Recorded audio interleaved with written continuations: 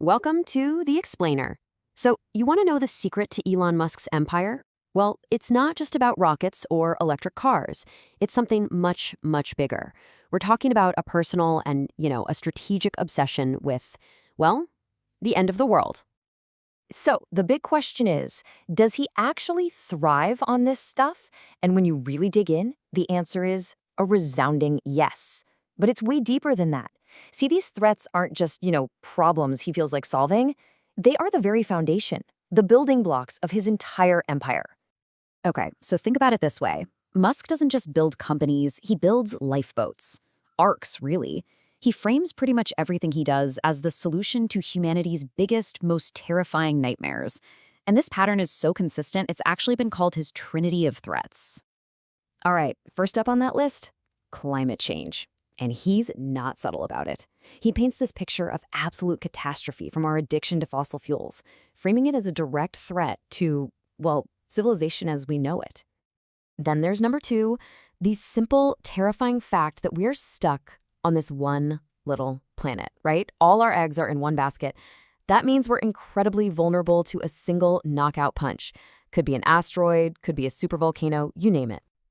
And rounding out the trinity is the one he's called, and this is a direct quote, our biggest existential threat. He's even compared it to summoning the demon. We're talking, of course, about artificial intelligence, specifically an unchecked superintelligence. And this is where the whole blueprint just clicks into place. It's amazing. Look at how perfectly each threat maps to one of his companies. Climate collapse? Boom, there's Tesla. Being stuck on one planet? That's what SpaceX is for. And the rise of superintelligent AI? Well, that's the mission for xAI and Neuralink. This is no accident, folks. It's a very, very deliberate one-to-one strategy. So that leads us to this really key idea. The threats, they're not just a mission statement on a wall somewhere. They're a mechanism. He basically weaponizes existential dread, turning our deepest fears into literal rocket fuel for his companies. I mean, this quote just nails it, doesn't it? A prophet of doom who sells the antidote. It's brilliant. When you frame the problem as the end of the world, your solution doesn't feel like just another product. It feels essential, like you need it to survive. The threat itself is the best marketing you could ever ask for. And what's fascinating is that this builds into this super powerful, repeatable cycle, right? Step one, you frame the threat in these huge apocalyptic terms. Step two, that creates this incredible sense of moral urgency.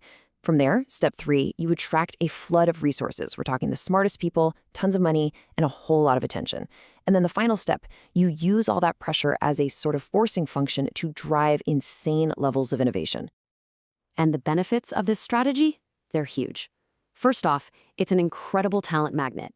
You're not just getting a job, you're joining a mission to save humanity. It also creates this incredibly loyal customer base. People feel like they're part of something bigger. And maybe most importantly, it gives him total control of the story, making his companies seem less like businesses and more like, well, our only hope. Okay, but let's peel back another layer here. You have to wonder, right, is this all just a really, really clever business strategy? Or is there something deeper going on? Well, from what we can tell, it's way more than just a plan on a whiteboard. Yeah, in fact, this idea of an operating system comes up again and again. It's like the fundamental code that runs his entire life, his whole approach to business. It's just deeply baked into his psychology. So the threat isn't just some tool he pulls out of a toolbox. It's the very foundation of everything he does. And you can kind of see the personal side of this in his own words right here. I'm motivated by a desire to think about the future and not be sad. It's a fascinating look into his head, isn't it? It seems like by taking on these massive civilization-level problems, he's able to channel his own personal anxieties into something productive. He's literally building the future so he doesn't have to be sad about it. And this gets to the core of how he works.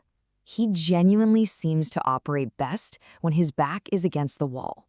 He believes that a crisis, a real crisis, is what focuses the mind and gets rid of all the complacency. Think about it.